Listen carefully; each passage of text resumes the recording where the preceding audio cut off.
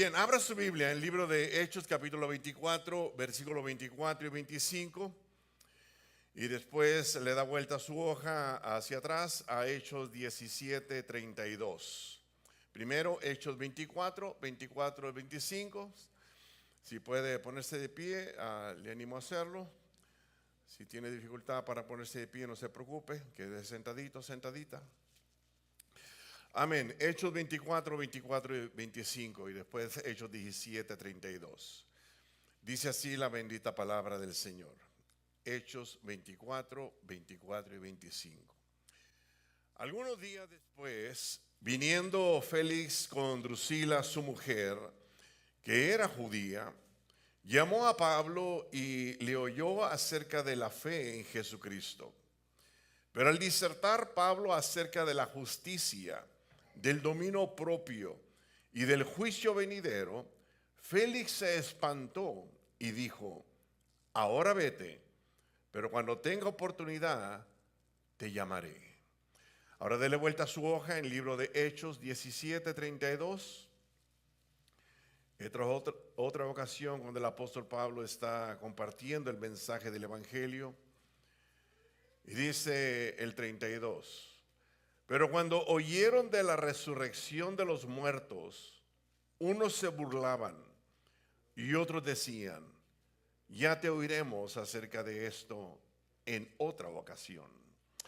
Dios, en esta hora queremos detenernos por un momento, Señor, para darte gracias por este privilegio que nos das, Señor, de llegar a tu templo, para deleitarnos, Señor, en tu presencia, oh Dios, para exaltar tu santo y bendito nombre, oh Dios, para decirte cuánto te amamos, Señor, cuán bendecidos nos sentimos, Señor, en poder ser llamados hijos tuyos, oh Dios, y poderte llamar nuestro Padre, oh Dios. Padre, gracias.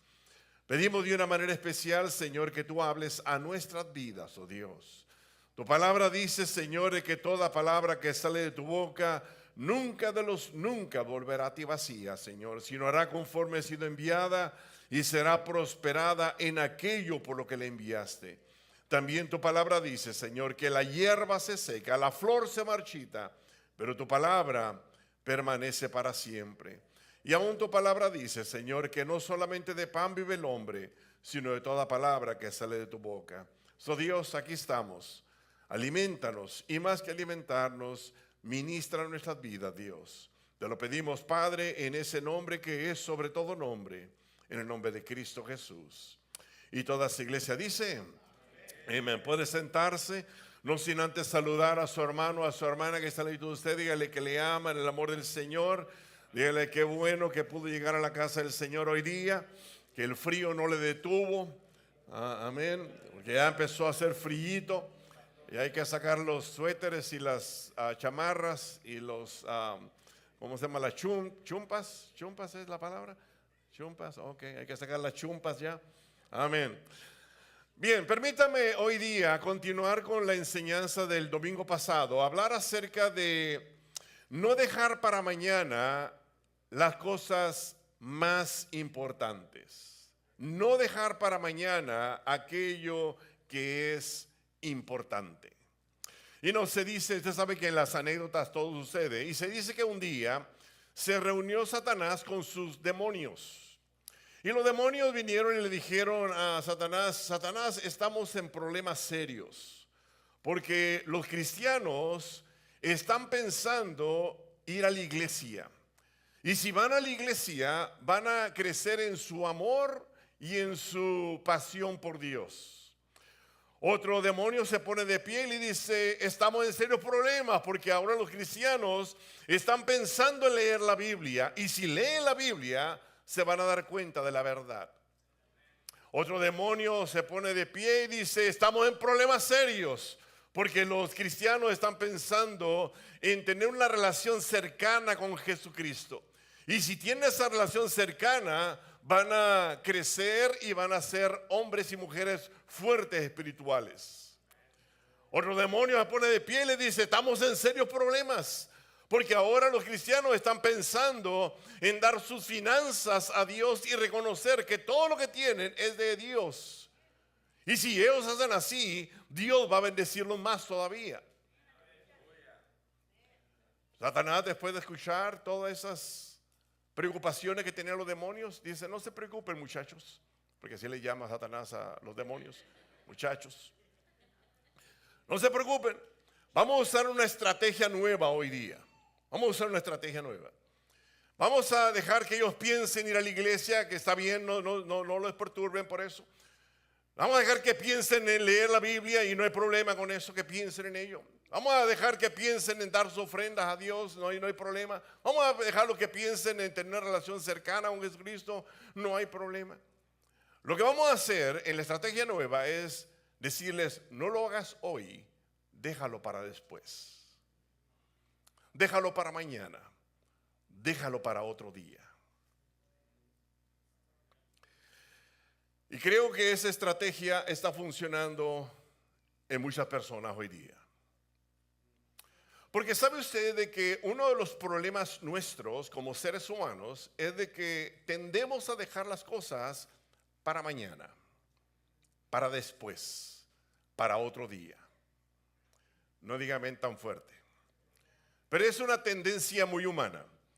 Nosotros decimos: mañana voy a empezar a limpiar el closet de mi casa. Mañana, después. Después voy a buscar trabajo. Después voy a buscar trabajo. Después. Después voy a limpiar o a hacer aquella limpieza profunda en mi casa. Después. Después voy a llamar por teléfono a tal persona. Después. ¿Se identifica? Después voy a invitar a comer a tal persona. Después. Después voy a comenzar a leer la Biblia. Después. Después voy a tomar en serio la oración. Después. Después le voy a proponer matrimonio a esa bella durmiente. Después. Después voy a decirle que sí a ese príncipe azul. Después. ¿Usted sabe que es un problema serio ese de el dejar las cosas para después? No. Deje ver si logro una más poner eso en su corazón. Porque la verdad es de que todo lo que dejamos para después trae consecuencias. Pero cuando dejamos para después las cosas espirituales, trae serias consecuencias. Voy a ver si dejo esto en tu corazón, porque esto es parte de la enseñanza de la semana pasada y lo que quiero dejar hoy día. Hay consecuencias en dejar las cosas para mañana, para después, para otro día. Hay consecuencias. Pero hay mayores consecuencias y más serias consecuencias cuando las personas dejan para mañana las cosas espirituales. Las cosas que tienen que ver con Dios y nosotros. Aunque no diga amén, es amén. La semana pasada miramos a un hombre llamado Félix. Ahí en el capítulo 24, versículos 24 y 25 del libro Los Hechos. Dice la Biblia que este hombre Félix y Drusila, su esposa, lo mandan llamar al apóstol Pablo para que les hable del evangelio. Lo mandan llamar. Entonces Pablo aprovecha la oportunidad, él está allá en Cesarea, allá en aquella ciudad donde se le iba a él acusar estas cosas y él iba a presentar su defensa de lo que le acusaban. Y él aprovecha esa oportunidad porque conocía bien a Félix, y empieza a hablarle acerca de, primeramente, tienes que vivir rectamente, le dice Pablo a Félix. Tienes que controlar tus apetitos carnales, le dice a Félix. Y le dice: viene el día en que Dios va a enjuiciar a toda persona. Cuando Félix escucha ese mensaje, dice la Biblia que se espantó de escuchar aquello. Cuando escuchó de Pablo que tenía que vivir rectamente, caminar rectamente, él se espantó. Cuando escuchó de que había que controlar sus apetitos carnales, él se espantó. Y cuando escuchó de que venía un día de juicio, que un día había que dar cuentas a Dios, él se espantó. Y le dijo: vete ahora y otro día te voy a escuchar. Y usted pone atención en este pasaje, nos habla de el trabajo que hace el Espíritu Santo en la vida de las personas. El trabajo que hace el Espíritu Santo en la vida de las personas. Cuando el Espíritu Santo trabaja en la vida de las personas comienzan a tener cierta inquietud o cierto mover en su interior, que de repente hay amonestación, hay redarguir, hay una reprensión, hay una persuadir, hay un convencer en la vida de las personas. El Espíritu Santo trabajando en la vida de las personas. También la Biblia me habla acerca de que la palabra de Dios trabaja en la mente, el corazón y en el espíritu de las personas. La palabra de Dios, bien dice el apóstol Pablo, la palabra de Dios es viva y eficaz y es más cortante que espada de dos filos, que penetra hasta partir el alma, el espíritu, las coyunturas, los tuétanos y discierne los pensamientos y aún las intenciones del corazón. ¿Sabe que la palabra de Dios hace eso? Que la palabra de Dios discierne nuestros pensamientos. Yo no puedo ver sus pensamientos, pero Dios sí los ve claramente, ve nuestros pensamientos. Y no solamente eso, ve nuestras intenciones del corazón. Él ve eso. Y es la palabra de Dios la que nos trae cierta convicción a nuestra vida, o nos reprende, o nos redarguye, la palabra del Señor. Ahora, hoy día quiero hablar acerca de un grupo de personas. Abra su Biblia, el libro de Hechos 17. En Hechos 17 nos habla del apóstol Pablo también trayendo un mensaje poderosísimo. Permítame leer parte de este mensaje que Pablo le da a las personas en Atenas. Dice la palabra de Dios en Hechos 17, versículo 22 en adelante. Y Pablo se puso de pie ante los de la junta y les dijo: habitantes de Atenas, he notado que ustedes son muy religiosos. Mientras caminaba por la ciudad vi que ustedes adoran a muchos dioses. Y hasta encontré un altar que decía al Dios desconocido. Pues ese Dios que ustedes honran sin conocerlo es el Dios del que yo les hablo. Es el Dios que hizo el mundo y todo lo que hay en él. Es el dueño del cielo y de la tierra. No vive en templos hechos de seres humanos. Tampoco necesita ayuda de nadie. Al contrario, Él es el que da vida, el aire y todo lo que la gente necesita. A partir de una sola persona, Él hizo toda la gente del mundo.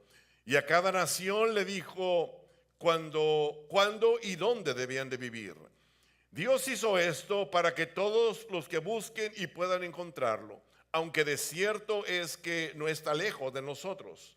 Él nos da poder para vivir y movernos, para hacer lo que somos. Así lo dice uno de los poetas de este país. Realmente somos hijos de Dios. Así que, si somos hijos de Dios, no es posible que sea como una de esas estatuas de oro o de plata o de piedra. No hay quien pueda imaginarse cómo es Dios y hacer una estatua o una pintura de Él. Durante mucho tiempo Dios perdonó a los que hacían esto, pero porque no sabían lo que hacían. Pero ahora Dios ordena a todos los que habitan en este mundo que se arrepientan y solo a Él obedezcan. Porque ya Él decidió en qué día juzgará a todo el mundo y será justo con todos. Él eligió a Jesús para que sea juez de todos y nos demostró esto que es cierto cuando hizo que Jesús resucitara. El versículo 32.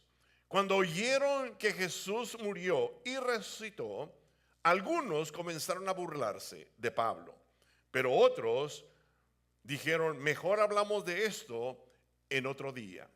Permítame leerle esa última porción de otra versión. Dice: al oír eso, los de la resurrección o de la resurrección de los muertos, unos se burlaban y otros dijeron: ya te oiremos hablar de esto en otra ocasión.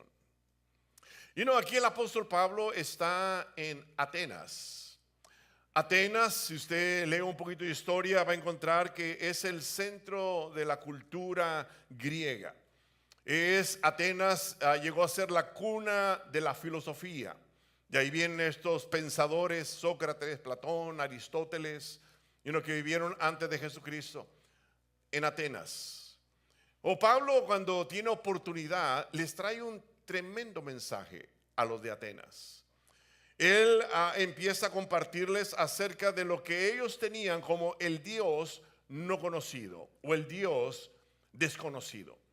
Él les dice: me doy cuenta que ustedes son bien religiosos, le dice Pablo a los de Atenas. Me di cuenta que tienen un sinnúmero de dioses. Y aún todavía, dice, miré una inscripción o un letrero donde decía al Dios no conocido o al Dios desconocido. Entonces Pablo agarra eso y dice: de ese Dios quiero hablarles yo, de ese Dios. Y él comienza a decirles acerca de ese Dios. Ahora, dentro de ese grupo de personas había filósofos, porque era Atenas. Y dice el texto en unos versículos anteriores, estaban unos filósofos llamados los epicureos. Los epicureos. Estos filósofos creían de que lo que debería buscar el hombre es la felicidad. Y que la felicidad era lo que tenía mayor significado en la vida del ser humano. La felicidad. Que si la persona tenía felicidad, no importa lo que hiciera, estaba bien, mientras le trajera felicidad. ¿Les suena familiar eso hoy día? Y no que hoy día estamos oyendo acerca de esta filosofía. No importa lo que tú hagas, mientras te haga feliz, está bien con Dios. Pues déjame decirle que Dios no vino a este mundo a traernos felicidad. Vino a este mundo a traernos salvación. Se lo voy a decir una vez más. Dios no busca hacernos felices, Él busca salvarnos. Y cuando usted lee la Biblia, usted encuentra que el propósito principal de Dios no es que el hombre sea feliz, sino que el hombre sea salvo. Si usted lee con cuidado la Escritura, usted va a encontrar de que el propósito principal de la Biblia no es aumentar sabiduría al hombre, sino que el hombre cambie su vida o su forma de vivir. Si usted lee la Biblia con cuidado, usted va a encontrar de que el propósito principal de la Biblia no es hacernos personas importantes, sino hacernos personas útiles en su reino. No, todavía no le saco amén a la persona, quiero sacarle amén. El propósito principal de la Biblia no es hacernos eruditos en la Escritura, sino hacernos hacedores de su palabra. El propósito principal de la Biblia no es llenar santuarios de personas, sino el propósito de la Biblia es llenar a las personas, llenarlas de Dios. Es el propósito de la Biblia. El propósito de la Biblia no es el que las personas sean prósperas y tengan mucho dinero aquí en la tierra, sino el propósito de la Biblia es darnos vida eterna ahí en el cielo. Es el propósito de la Biblia. No me escuchaste, iglesia. Déjame reenfatizar esto. Dios desea darnos salvación y no felicidad en la tierra. Dios desea cambiar nuestras vidas y no aumentar nuestro conocimiento. Dios desea hacernos personas útiles y no personas importantes. Dios desea hacernos hacedores de la palabra y no eruditos de la palabra. Dios desea que no nos seamos llenos de la presencia de Dios y no llenar santuarios de nuestra presencia. Ahora escucha esto. Cuando una persona obtiene la salvación, no hay persona más feliz que esa persona que obtuvo la salvación. Cuando una persona es cambiada en su vida, no hay persona más feliz que una persona transformada por el poder de Dios. Cuando una persona es útil en la mano de Dios, no hay persona más feliz que la persona que es útil y se encuentra útil en las manos de Dios. Cuando una persona practica la palabra del Señor, no hay persona más feliz que la persona que vive la palabra de Dios. Cuando una persona está llena de Dios, no hay persona más feliz que una persona que vive llena de Dios. No me está escuchando, iglesia. Cuando una persona está segura de la vida eterna, no hay persona más feliz que viva en este mundo que la persona que tiene seguridad de la vida eterna. Ahora, entre estas personas, dice la Biblia, estaban los estoicos. Estaban primero los epicureos y estaban los estoicos. Si usted lee la primera parte del libro de Hechos 17, ahí va a encontrarlos a estos filósofos. Los filósofos, estos estoicos, ellos creían de que las personas podían cambiar sus vidas por sí mismas, que podían hacer las cosas por sí mismas. Es que las personas podían, a través de su razonamiento, a través de su esfuerzo, a través de su valentía, su coraje, podían hacer cosas sin necesidad de nadie más. Pues déjame decirte esto. La Biblia dice de que es a través del Espíritu de Dios que no lo podemos hacer cosas para Dios.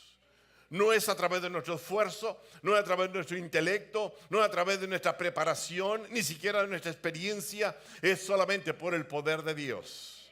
Es solamente por el poder de Dios que usted y yo podemos aún vencer las debilidades que tenemos. Es más, Pablo, abra su Biblia, el libro en Romanos, en el capítulo 8, versículo 26, Pablo habla acerca de esta labor del Espíritu Santo en la vida de la persona. Y él dice, y al igual dice, de igual manera, el Espíritu nos ayuda en nuestra debilidad. El Espíritu nos ayuda en nuestra debilidad. Pues, ¿qué hemos de pedir como conviene? No lo sabemos, pero el Espíritu Santo mismo intercede por nosotros con gemidos indecibles. Es interesante que el apóstol Pablo no dice que el Espíritu nos ayuda en nuestras debilidades. Él habla acerca de que nos ayuda en nuestra debilidad. Ahora, escúchame bien aquí. Hay debilidades, pero todos nosotros luchamos principalmente con una debilidad. Hay debilidades, pero cada uno de nosotros luchamos principalmente con una debilidad. Algunas personas luchan con la debilidad de que encuentran cosas y como que se les pegan las manos. Se les pegan las cosas en las manos. Hay otras personas que la debilidad de ellos es el alcohol. No pueden vencer, empiezan a oler o empiezan a entrar en ese ambiente de tomar y no pueden vencer. Tienen que tomar porque esa es su debilidad. Hay personas que la droga y no están donde hay droga o huelen la marihuana o se acuerdan y no pueden vencer la cuestión de la droga. Hay personas que tienen debilidades, pero principalmente una debilidad. Hay personas que no pueden decir nada o una conversación sin decir mentiras. Quedaron muy serios. No pueden entablar una conversación porque les salen las mentiras. A algunos les fluyen las mentiras. Es más, hay personas que dicen mentiras y ni ellos se dan cuenta. Ellos piensan que están diciendo la verdad. Están tan acostumbrados a la mentira que cuando hablan pura mentira. Ahora dice el apóstol Pablo, de igual manera el Espíritu nos ayuda en nuestra debilidad. Diga conmigo, debilidad. Diga conmigo, debilidad. A mí no me diga la debilidad suya, nomás dígame debilidad. No, porque no vamos a poner a testificar ahorita a las personas. Pero todos tenemos debilidad. Y dice, y el Espíritu Santo es el que nos ayuda en nuestra debilidad.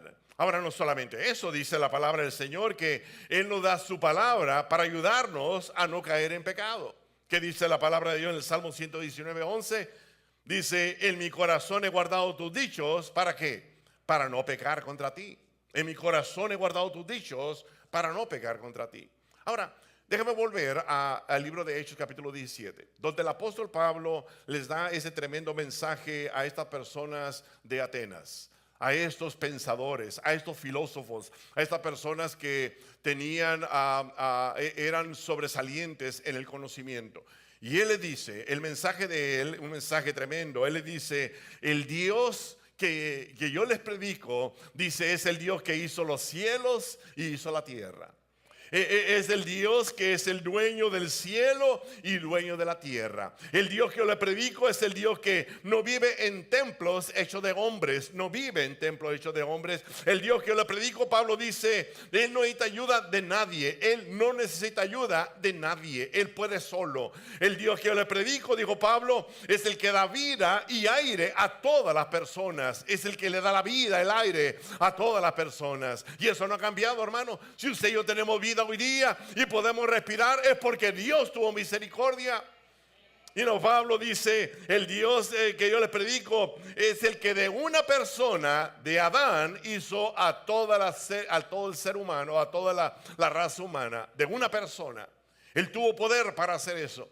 Él dice, el apóstol Pablo dice, Él eligió a Jesús para ser juez y demostró a través de la resurrección que tiene poder sobre la muerte. Ahora dice la Biblia, después de que Pablo predicó este gran mensaje, personas se burlaron de él. Oye, qué tremendo, ¿no?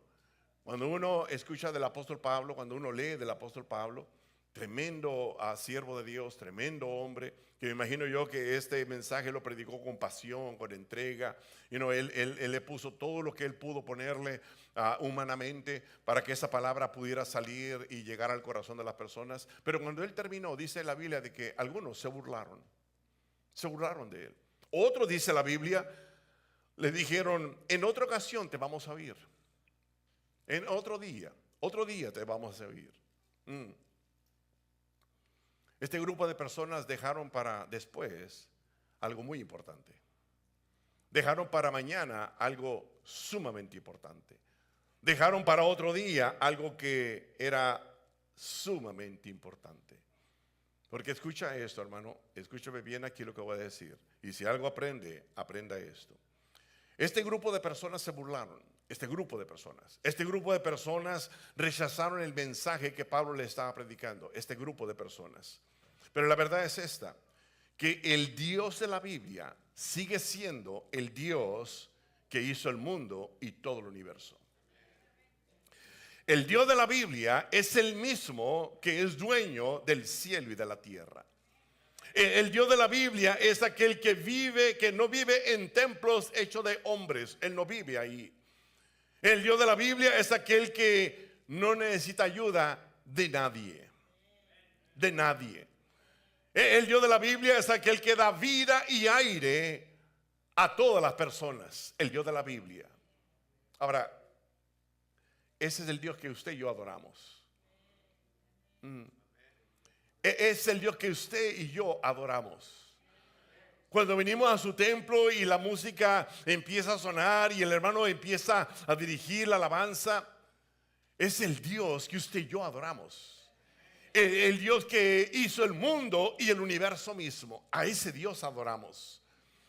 El Dios que es dueño del cielo y de la tierra. A ese Dios adoramos.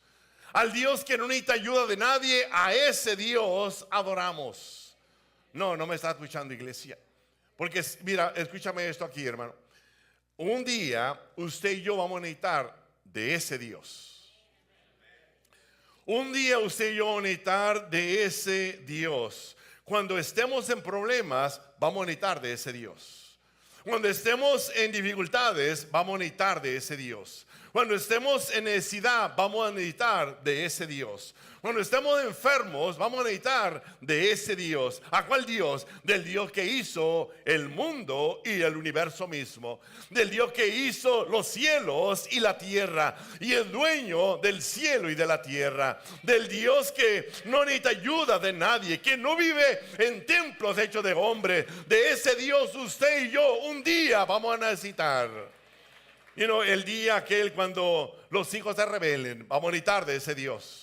El día cuando tomemos malas decisiones, vamos a necesitar de ese Dios. El día que nos sintamos angustiados, nos sintamos hundidos, vamos a necesitar de ese Dios. Cuando nos enfrentemos con confrontaciones del mundo, del problema, de la familia, vamos a necesitar de ese Dios. Cuando las finanzas no nos alcancen, vamos a necesitar de ese Dios. Cuando asome la enfermedad en nuestro cuerpo, vamos a necesitar de ese Dios. Cuando la agitación humana sea más grande que nosotros, vamos a necesitar de ese Dios. No diga amén tan fuerte. Cuando estemos en una necesidad que humanamente no podemos superarla, vamos a necesitar de ese Dios. Cuando estemos en problema más allá de nosotros, de nuestras fuerzas, vamos a necesitar de ese Dios. Cuando estemos enfermos y los médicos digan no se puede más, vamos a necesitar de ese Dios. ¿De cuál Dios? Del Dios que hizo el cielo y la tierra. El Dios que es dueño del cielo y la tierra. Del Dios que no habita en templos hechos por humanos. El Dios que no necesita ayuda de nadie. De ese Dios vamos a necesitar en este tiempo. ¿Me está escuchando, iglesia? El Dios que hizo las cosas grandes. Usted y yo un día vamos a necesitar de ese Dios. Del Dios que, aquel Dios que puede abrir camino donde no hay camino. Usted y yo vamos a necesitar de ese Dios. El Dios que puede hacer que las tempestades calmen con su palabra. Vamos a necesitar de ese Dios. El Dios que tiene poder para mirar que huesos secos cobren vida. Vamos a necesitar de ese Dios. Vamos a necesitar del Dios que es mucho más allá de los ídolos. Vamos a necesitar de ese Dios. Vamos a necesitar del Dios que trae vida aún después de la muerte. Vamos a necesitar de ese Dios. Y Pablo le escribe, o más bien les predica a estas gentes y les habla de ese Dios que todo lo puede, que es autosuficiente, que tiene poder y tiene autoridad. Y le dice, este es el Dios de la Biblia. Este es el Dios verdadero. Este es el Dios que adoramos. Déjame poner delante de ti varios textos de la Biblia que hablan acerca de ese Dios, porque yo no sé dónde te encuentras tú. De repente, como hemos dicho en muchas ocasiones, de repente estás en medio de un problema, en medio de una situación, en medio de una dificultad, en medio de un problema, y tú necesitas una palabra acerca de ese Dios.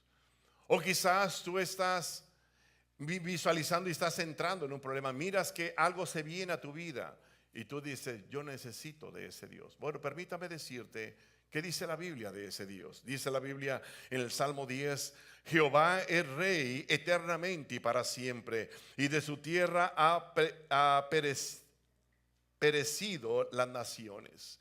El Salmo 3:3 dice, mas tú, Jehová, eres mi escudo alrededor de mí, mi gloria, el que levanta mi cabeza. El Salmo 18:2 dice, el Señor es mi roca, mi amparo, mi libertador, Él es mi Dios, el peñasco en que me refugio, Él es mi escudo, el poder que me salva, más alto que el alto escondite. El Salmo 18:32 dice, Dios es el que me da fuerzas, quien hace intachable mi conducta. El Salmo 23:1 dice, Jehová es mi pastor y nada me faltará. Salmo 24:10 dice, ¿quién es el Rey de gloria? Él es el Señor Todopoderoso, Él es el Rey de gloria. El Salmo 27:1 dice, Jehová es mi luz y mi salvación, ¿de quién temeré? Él es la fuerza de mi vida, ¿de quién he de temorizarme? El Salmo 33:20 dice, nuestra alma espera en el Señor,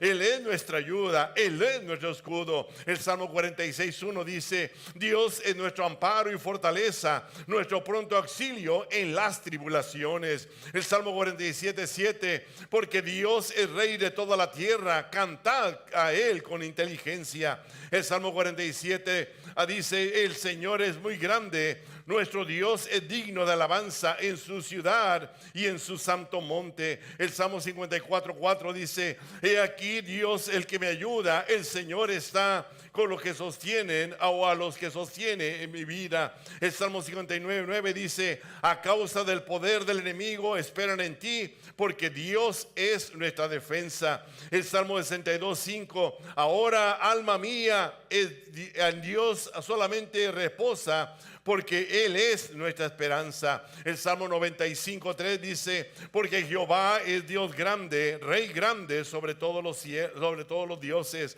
El Salmo 103:3-5 dice, Él es quien perdona todas tus iniquidades, el que sana todas tus dolencias, el que rescata del hoyo tu vida, el que te corona de favores y misericordias, el que sacia de bien tu boca y el que de modo que te rejuvenezcas como el águila. El Salmo 138:5 dice: y cantaban a los cánticos a Jehová, porque la gloria de Jehová es grande. Y Judas, terminando su carta, dice: y aquel que es poderoso para guardarnos sin caída y presentarnos sin mancha delante de su gloria, con gran alegría, al único y sabio Dios, nuestro Salvador, sea gloria y majestad, imperio y potencia, ahora y por todos los siglos.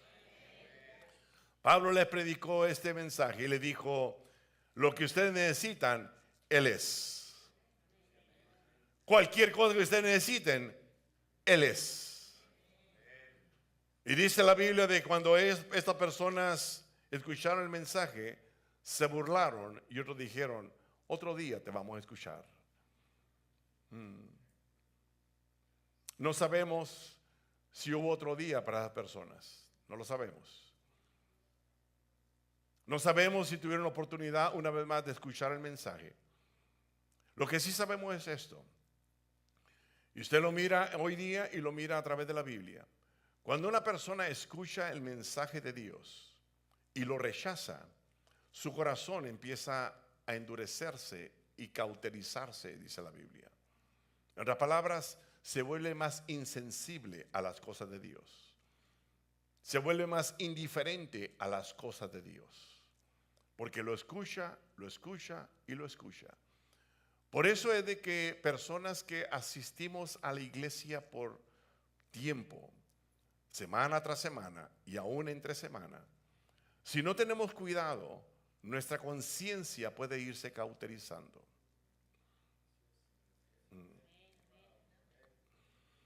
Pero déjame decirle esto, hermano.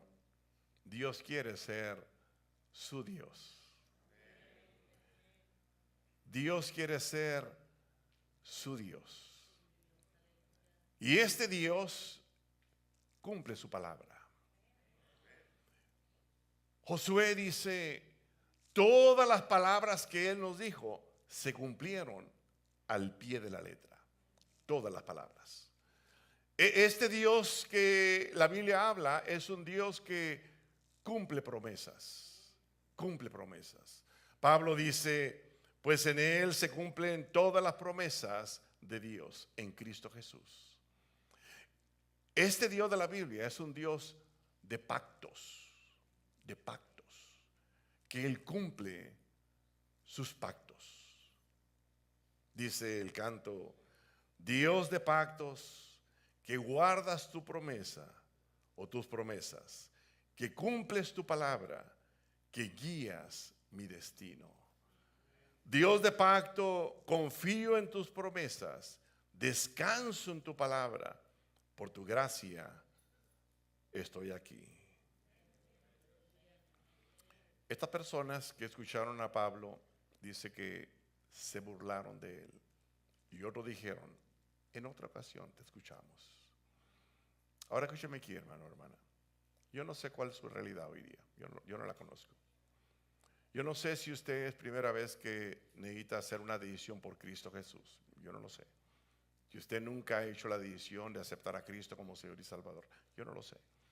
Yo no sé si usted ha andado huyendo de Dios. Yo no lo sé. Yo no sé si usted necesita renovar sus votos con Dios. Yo no lo sé. Yo no sé si usted necesita renovar esa entrega al Señor. Yo no lo sé. Usted lo sabe. Y Dios también. Pero le digo algo. Dios no lo quiere hacer mañana, lo quiere hacer hoy. Te lo voy a decir una vez más y voy a terminar. Yo no sé cuál es la situación suya. Yo no la conozco. Le sé de nombre quizás. Le he visto algunas veces. Pero yo no sé si usted nunca ha aceptado a Cristo como Señor y Salvador. Hoy es su día. Yo no sé si usted necesita renovar sus compromisos y su voto con el Señor. Yo no lo sé. Pero hoy es el día. Yo no sé si usted le anda huyendo a Dios. Yo no lo sé. Pero hoy es el día de volver al Señor. Ponte de pie. Hay un coro que dice: si hoy Sí, hoy. Deja que Dios te bendiga hoy. No dejes para mañana lo que puedas hacer hoy. Deja que Dios te bendiga hoy.